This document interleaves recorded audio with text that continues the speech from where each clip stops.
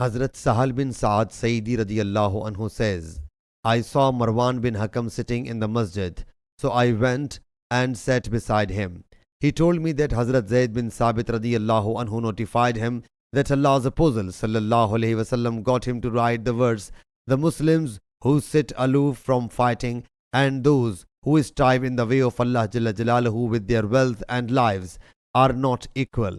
When he sallallahu alaihi wasallam was dictating it to me, Hazrat Ibn Maktoum came to him and submitted, O Allah's Apostle sallallahu alaihi wasallam, had I been capable of fighting, I would definitely have fought. Actually, he was blind. Allah Jalla Jalaluhu whereupon revealed the words of his Apostle sallallahu alaihi wasallam while his thigh was resting on my thigh, and I felt so much load as I feared lest my thigh should break.